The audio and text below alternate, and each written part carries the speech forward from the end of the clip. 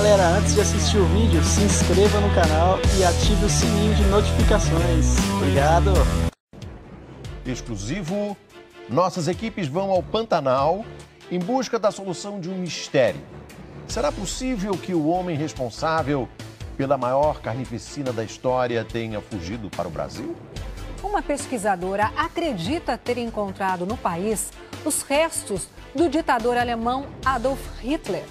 A hipótese, que muitos consideram absurda, logo virou notícia mundial. A foto do suposto Adolf Hitler, já idoso e no Brasil, correu o mundo. Sites americanos, israelenses e jornais ingleses deram a notícia. Até uma equipe de TV da Rússia esteve na semana passada no estado de Mato Grosso.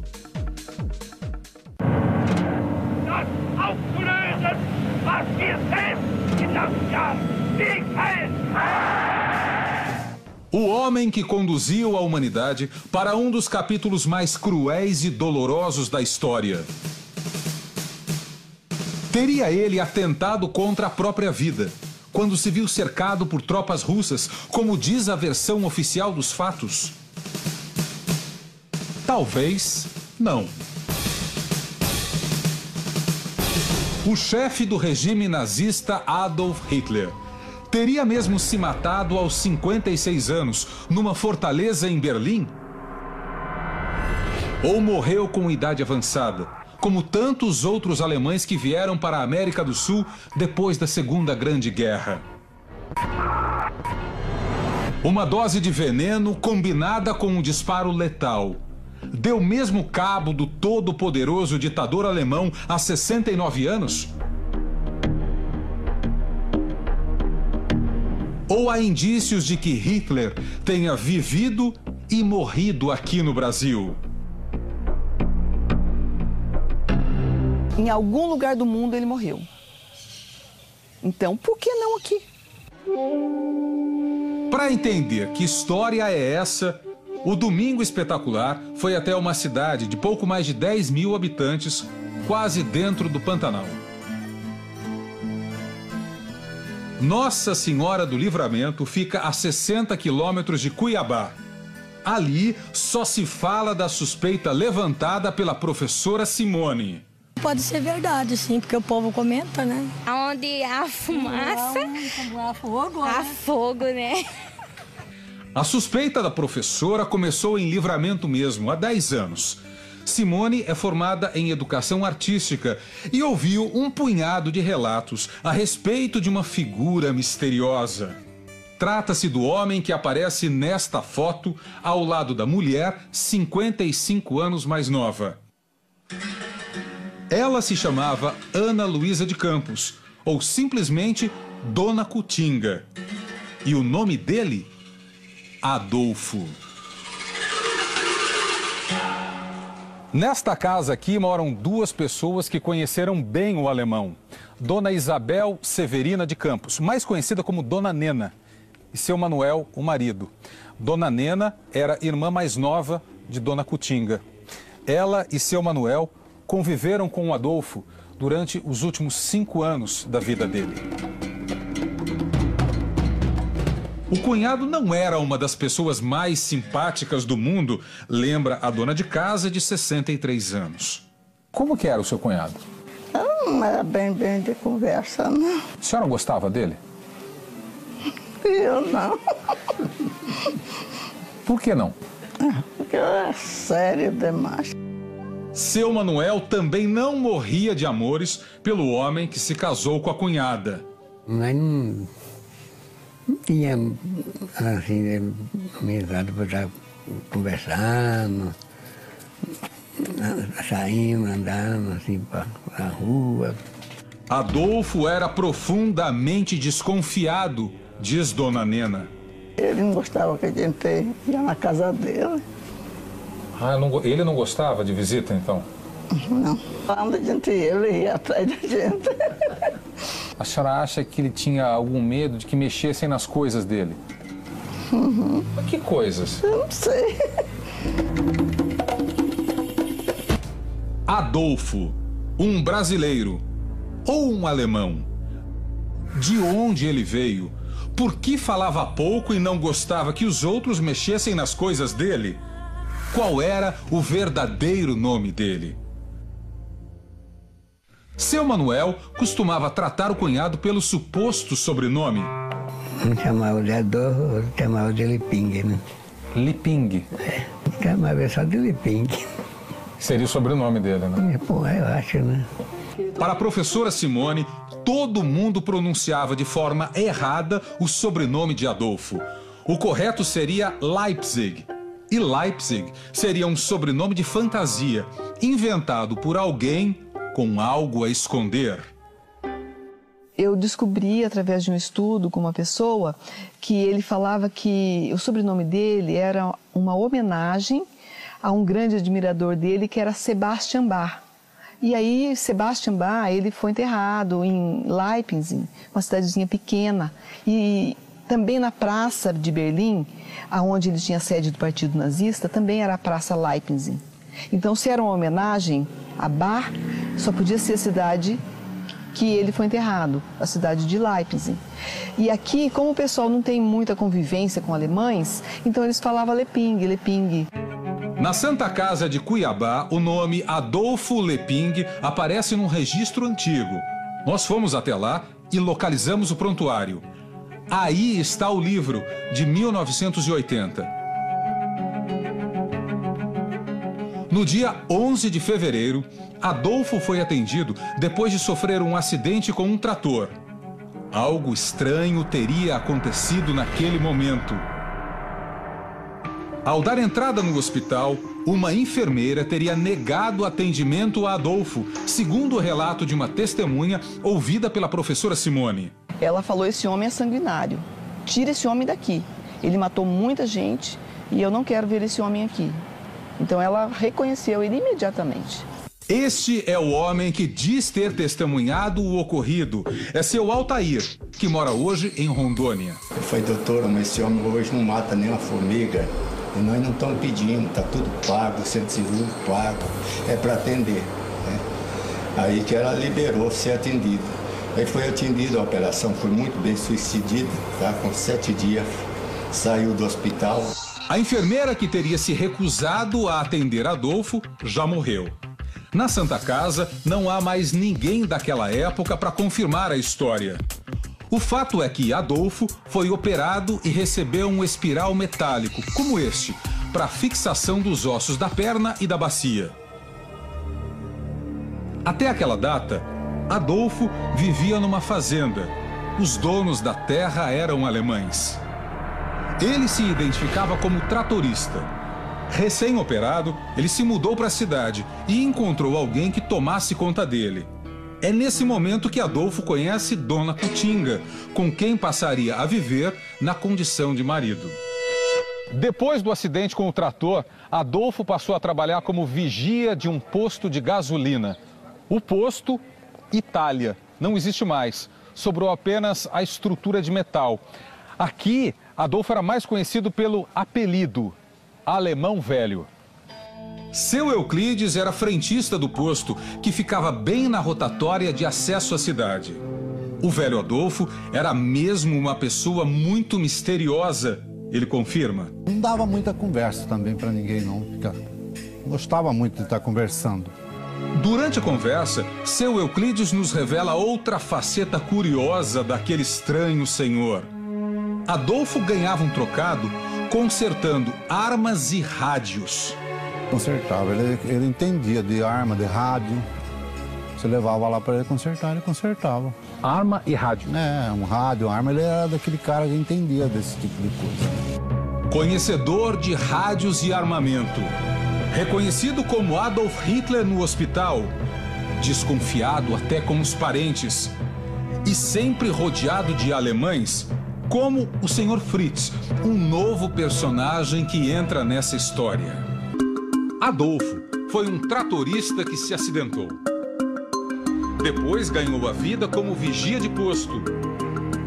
Será que a professora está certa? Onde Hitler morreu e onde ele foi enterrado? Pode ser em Livramento. E eu creio sim. Se soubesse que era ele, mandava matar ele. Não fala besteira. Pela primeira vez, o senhor Fritz senta para falar sobre esse assunto. Até porque ele foi pego de surpresa. Padre? Boa tarde. Ô padre, como é que você está? Tudo bem? Fala, boa tarde. Prazer, Vinícius. Nós estamos da TV Record. Tudo bem? Como você está? Tudo bem? A professora Simone tentou falar inúmeras vezes com o ex-padre, que mora nesta casa, protegida por um grande muro de pedra. Quando o senhor Fritz e Adolfo falavam, ninguém entendia. Tudo que o alemão velho precisava era o padre que resolvia. E eles só falavam em alemão entre eles. Então o padre era muito íntimo e eu achei interessante que ele veio justamente depois do acidente, sabe? Para dar uma cobertura para o alemão velho. Ele inventou uma história que se promovia a custo desse coitado. Inventou uma história besta, sem cabeça, sem rabo. O ex-padre, hoje casado e com uma filha de 24 anos, aponta 2 motivos para desconstruir a suspeita da professora. Número 1, o sotaque.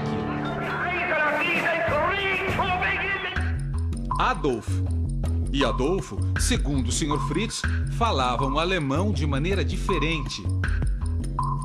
O Hitler era austríaco. E a gente tinha um sotaque bem forte austríaco, que falava assim meio como um milico, meio assim.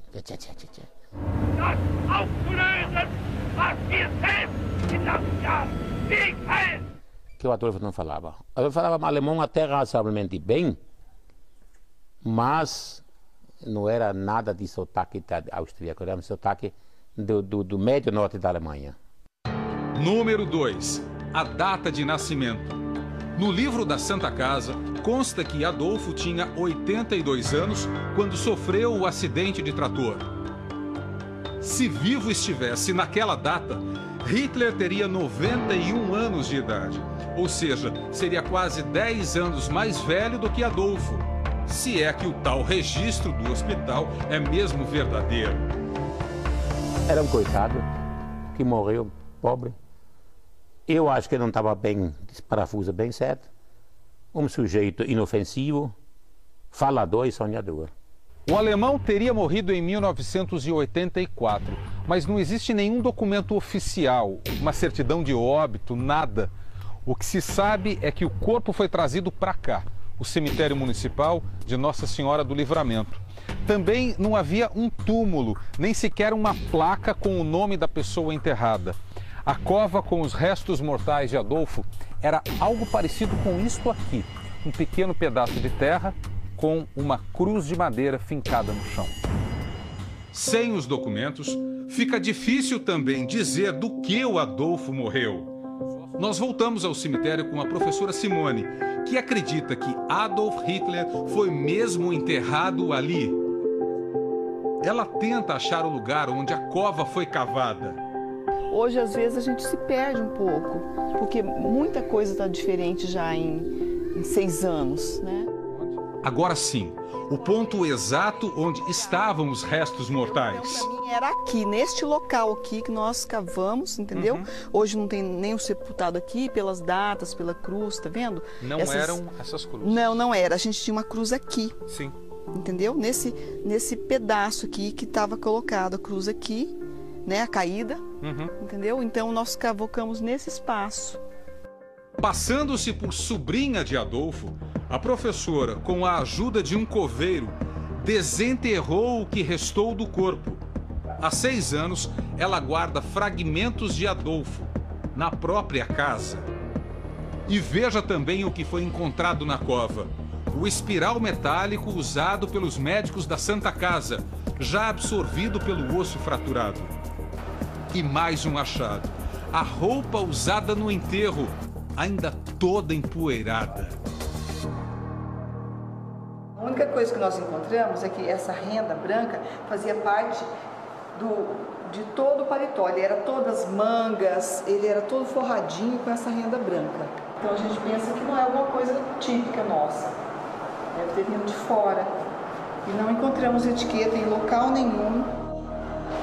desenterrar os restos mortais se passando por uma parente. Foi um crime, denuncia o senhor Fritz, enfurecido com as suspeitas da professora. Diz ela que exumou ele. Se ela fez, é crime porque não pode fazer isso. Sem ordem de juiz, pode? Não pode, que me consta.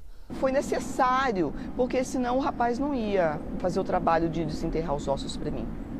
De onde a professora tirou a ideia de que um padre teria apoiado um suposto chefe da Alemanha nazista escondido no Pantanal? Existe algum indício na história? Existe sim, diz o professor Samuel Feldberg, historiador e cientista político.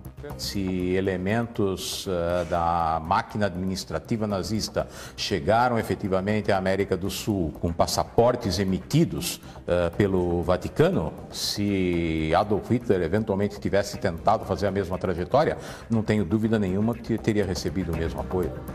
Foi a trajetória feita por este homem, Joseph Mengele, um dos maiores carrascos da história. O chamado açougueiro de Auschwitz, o médico que separava aqueles capazes de trabalhar daqueles que iriam imediatamente ser enviados às câmaras de gás para serem assassinados, especialmente velhos, mulheres e crianças, teve uma vida relativamente tranquila no Brasil durante décadas e talvez o seu paradeiro não tivesse sido conhecido e determinado se ele não tivesse morrido afogado numa praia de São Paulo. Joseph Mengele morreu exatamente neste lugar aqui, a praia da Enseada, no município de Bertioga, na Baixada Santista. Ele teria tido um mal súbito seguido de afogamento, mas o carrasco nazista vivia com uma identidade falsa e foi enterrado mais tarde na Grande São Paulo com outro nome, Wolfgang Gerhard. 35 anos depois da morte, nós encontramos o registro do óbito e o PM reformado que atendeu aquela ocorrência. Seu Dias, então cabo da Polícia Militar, não tinha noção de que aquele homem, morto na areia, era um dos carrascos mais procurados do mundo. Um cientista que se tornou famoso por fazer experiências cruéis com seres humanos vivos. Naquela oportunidade não foi possível saber de qual corpo que se tratava. Só posteriormente é que veio à tona que se tratava do médico nazista. Foi resgatado pelo seu acompanhante, Sim. que ficou sabendo que depois se tratava de um cabo do exército alemão. Sim. Foi resgatado, foi puxado da água para cá e foi colocado mais ou menos nessas imediações aqui. Que sentimento ficou para o senhor quando essa história veio à tona? Eu não fiquei com ódio, eu não fiquei assim com ira a respeito desse fato. Foi apenas um atendimento de ocorrência e só, logicamente, lamentei tantas mortes. Terem perdido a vida por uma só pessoa. Investigações feitas no Brasil e também fora do país levantaram a suspeita. Aquele homem morto no litoral paulista seria o carrasco a serviço de Hitler. 6 anos depois do enterro, os restos mortais foram exumados. No crânio havia um pequeno buraco que lembrava a perfuração de uma arma de fogo. Isso chamou a atenção da equipe do Dr. Badan Palhares, da Unicamp, a Universidade de Campinas. Como não havia na época o exame do DNA, o médico legista optou por um recurso trabalhoso: a reconstituição facial do cadáver.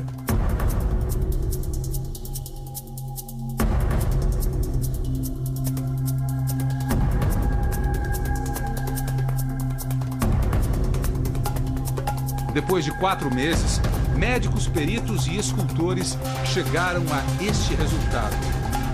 Não havia mais dúvida. Nós nos baseamos em dados cientificamente comprovados na elaboração de uma reconstituição facial e a nossa certeza era absoluta. Faltava simplesmente um exame científico efetivamente comprovando que seria o DNA. Isso só foi possível quando o filho dele forneceu este material e aí então ficou comprovadamente aceito pela comunidade internacional como sendo dele. Se um médico torturador escapou vivo da Alemanha, por que não ele, o grande mentor do regime nazista? Hitler se matou mesmo quando se viu derrotado e sem saída? Ou teria forjado o suicídio para fugir sem levantar maiores suspeitas? Em Israel, o correspondente Herbert Moraes ouviu dois dos maiores especialistas em nazismo do mundo. O brasileiro Avraham Milgram defende a tese de que Hitler se matou e que os ossos dele foram encontrados por soldados russos. Ele e a amante dele, Eva Braun, se suicidaram e os ajudantes pessoais de Hitler e outras pessoas que estavam no próprio bunker retiraram o corpo de ambos, levaram para o jardim da chancelaria, num momento muito dramático, pois a cidade estava sendo bombardeada pelos soviéticos que já tinham entrado na cidade de Berlim, e os corpos foram colocados no jardim e foram regados a gasolina, e os corpos foram queimados. Mas este professor israelense da Universidade Hebraica de Jerusalém diz: Hitler pode ter fugido para a América do Sul. O elemento mais realista, ele afirma, é o fato histórico de que muitos criminosos nazistas tiveram êxito em fugir para a América Latina, principalmente para a Argentina e alguns para o Brasil e Paraguai. Mengele e outro nazista, Adolf Eichmann, também entraram no continente sul-americano pela Argentina. Depois que Eichmann foi preso pelo Serviço Secreto de Israel, Mengele fugiu para o Paraguai e, mais tarde, para o Brasil. E Hitler, derrotado depois de uma perseguição doentia contra o povo judeu, teria feito o mesmo caminho? É o que tenta provar este livro, de autoria da professora Simone, descendente de judeus, que faz mestrado em jornalismo numa faculdade privada do interior de Minas. A nosso pedido, o professor Vitali Joanoni Neto leu o livro. Ele dá aula de História na Universidade Federal de Mato Grosso. Na capa, a autora usa a foto de Adolfo com um bigodinho feito em computador. É um trabalho que tem sérias lacunas do ponto de vista acadêmico. Então você parte de um problema, faz a investigação, desenvolve uma hipótese e comprova essa hipótese usando uma documentação nova. Não foi esse o procedimento usado pela professora, pela pesquisadora. O homem que não suportava fumantes, fumava. Obcecado pela pureza da raça, e se casou com uma brasileira típica. Seria mesmo Hitler? Conhecendo as bases dos princípios raciais alemães, nazistas da época, eu apostaria que Hitler não se aproximaria o suficiente de uma negra para forjar a imagem de um casamento. Apesar da desconfiança dos historiadores, a professora insiste. Quer comparar o DNA de Adolfo com o material genético de algum parente de Hitler. Segundo a versão oficial, o corpo de Hitler foi destruído pelos soviéticos. Não se tem conhecimento de que ele tenha tido filhos. Mas há um sobrinho neto dele vivo. Seria o parente mais próximo. Hitler teve apenas uma irmã que não morreu ainda na infância, Paula. Ela faleceu em 1960. Cruzar o DNA de duas pessoas já mortas não teria grande validade, diz a doutora. A gente não tem o DNA do Hitler, né? Então, o que a gente pode saber? Se esse sobrinho, esse parente que está em Israel, é parente da alçada, né, do DNA que foi extraído da alçada aqui desse lugar no Brasil, né? Agora, daí garantir que se trata de Hitler, aí são outros 500. E se os exames comprovarem que este homem não era Adolf Hitler? Quem seria então aquele senhor misterioso de que se tem uma única foto? como foi a vida dele antes de ser tratorista no Pantanal. Ele tinha algo a esconder? Afirmar que Adolf Hitler é absolutamente temerário. Seria uma maravilhosa, uma deliciosa história de ficção. Talvez tenham produzido um ótimo livro de ficção, quem sabe, mas de história provavelmente tem muito pouco.